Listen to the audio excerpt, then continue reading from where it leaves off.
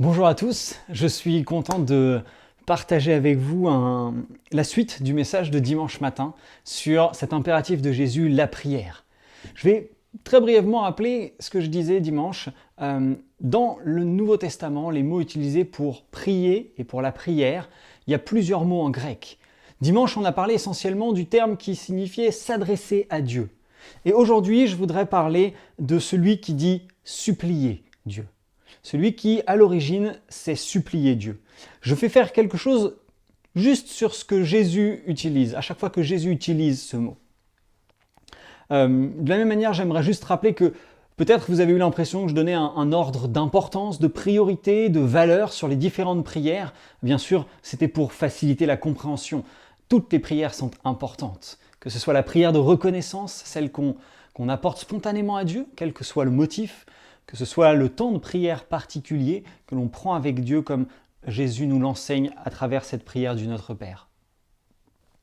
Et j'aimerais donc reprendre ce terme de supplier. Supplier, c'est demander avec insistance et humilité. On peut visualiser ça comme peut-être se mettre à genoux et prier, peut-être même et pleurer à Dieu pour demander quelque chose qui nous manque vraiment. On a vraiment cette démarche d'insistance. Et Jésus, la première fois qu'il utilise ce terme, c'est dans Matthieu au chapitre 9, versets 37 et 38. C'est un épisode qui est également relaté dans Luc au chapitre 10, verset 2. Et je vais lire les deux versets que je viens de vous citer. Donc Matthieu au chapitre 9, verset 37. Alors il dit à ses disciples, « La moisson est grande, mais il y a peu d'ouvriers. Priez donc le maître de la moisson d'envoyer des ouvriers dans sa moisson. » Et là, Jésus, il dit « suppliez Dieu ». Alors le contexte, c'est Jésus, il parcourt le pays. Si vous revenez quelques versets avant, Jésus parcourait les villes et les villages, il enseignait, il proclamait la bonne nouvelle du royaume. Et juste après ce verset, il est dit « il envoie ses disciples ». Donc là, on a peut-être effectivement un niveau un peu différent d'engagement. On est déjà sur des disciples, à proprement parler, qui ont commencé à prendre part au royaume, qui commencent à agir directement. Ils annoncent la bonne nouvelle, ils vont guérir des gens, ils vont témoigner, ils vont parler. On a déjà une certaine implication. Et là, Jésus, il dit à ses disciples, lorsque vous serez dans cette situation-là, vous allez vous rendre compte qu'il n'y a pas assez de monde. Et ce n'est pas simplement demander dans une prière, dans un temps de prière, dans un temps d'échange avec Dieu, c'est supplier Dieu d'envoyer plus de monde. Parce que la moisson est grande et il y a peu d'ouvriers. Supplier Dieu pour ce besoin d'aide. Ensuite, Jésus, il nous donne un deuxième exemple où il utilise prier dans le sens de supplier. C'est dans Luc, alors je vais le chercher rapidement, dans Luc au chapitre 21 et au verset 36. Il est dit « Restez donc en éveil, priez en tout temps, afin d'avoir la force d'échapper à tous ces événements à venir et de vous présenter debout devant le Fils de l'homme. » Dans ce passage, Jésus, il fait une petite annonce de ce qu'il va se passer plus tard, peut-être une annonce de l'Apocalypse, puisqu'il dit « Il y aura une époque où des gens viendront et diront « c'est moi », en parlant de Jésus, et le temps est venu. Et là, Jésus dit « mais ne les croyez pas. Au contraire, soyez attentifs à ne pas vous laisser complètement détourner par le manger, le boire, par les choses du monde. » Et c'est là que Jésus, il dit « Restez en éveil et priez en tout temps. » Et on est au-delà de ça, c'est supplier Dieu en tout temps, d'une certaine manière pour résister à la tentation. Jésus, là, il parle des tentations du monde, du salut de notre âme, de ne pas nous laisser endormir.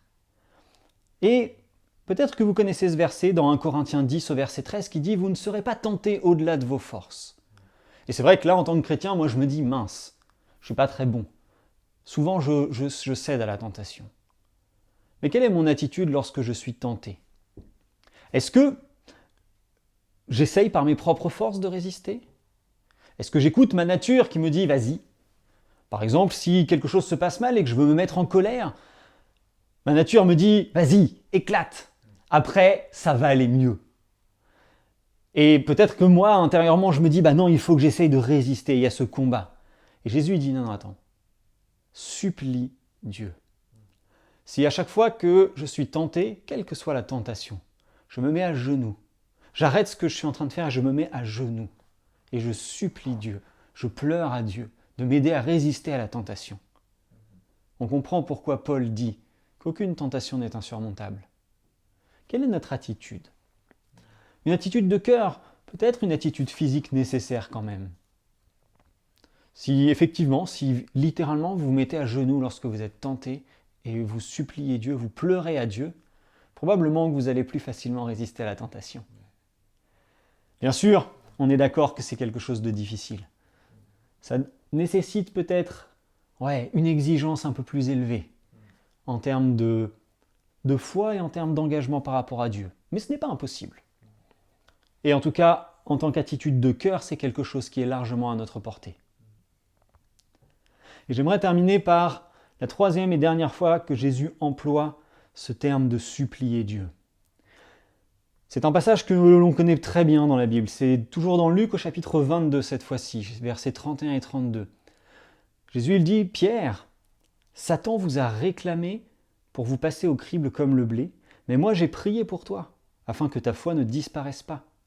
Et toi, quand tu seras revenu à moi, affermis tes frères. » Là, Jésus il dit « J'ai supplié Dieu pour toi. » Alors ces mots, on les connaît bien, et on sait qu'à la suite de ça, Pierre va dire « Non, non, Seigneur, moi, je suis prêt à aller jusqu'à la mort pour toi. » Et Jésus lui dira « Non, non, tu vas me renier, avant même demain matin. » Mais en réalité, ce verset contient, je pense, à mon sens, les mots les plus durs et les plus violents de Jésus. Parce que d'une certaine manière, les premiers mots, et je pense que Pierre a réagi comme ça, et je pense que j'aurais réagi comme ça, ils flattent notre orgueil. Satan vous a réclamé. Autrement dit, vous ne lui appartenez plus. On réclame quelque chose qu'on ne possède pas. Donc ça veut dire que Jésus, il dit à Simon, en fait, vous êtes des disciples, et vous êtes suffisamment loin dans le royaume pour avoir échappé à Satan. Sinon, il ne vous réclamerait pas. On peut garder à l'aider un peu l'histoire avec Job, où Satan vient voir Dieu en disant « Ton serviteur là, c'est un bon serviteur, mais c'est parce qu'il a plein de biens. » C'est ça. Satan vous a réclamé pour vous passer au crible, comme les blés, voir lesquels sont vraiment des vrais serviteurs. Mais ça veut dire effectivement que je suis un disciple suffisamment avancé dans le royaume pour avoir échappé à Satan. Et là, deuxième petite couche pour l'orgueil, mais moi j'ai prié pour toi. Moi je suis à la place de Pierre, je me dis, cool, Jésus il a prié pour moi.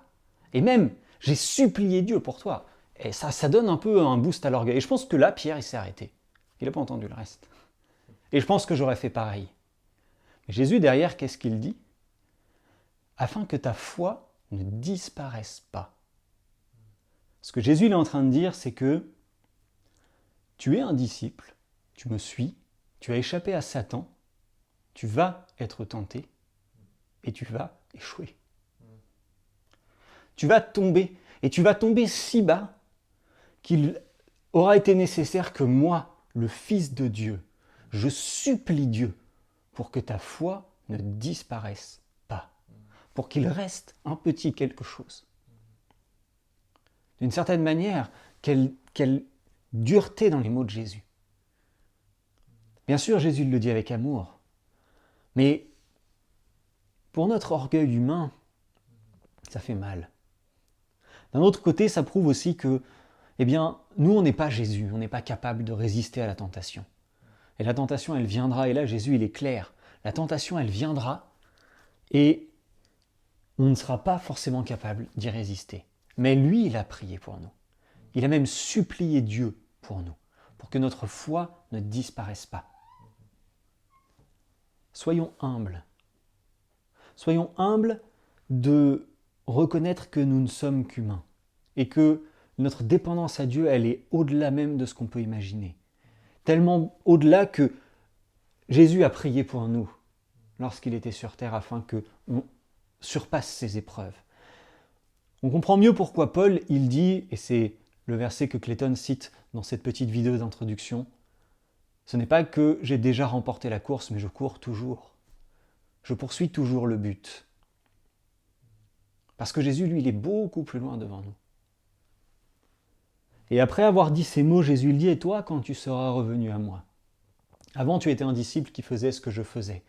J'allais, je guérissais des malades, je parlais du royaume, j'annonçais la bonne nouvelle. Maintenant, tu es revenu. Maintenant, fortifie tes frères.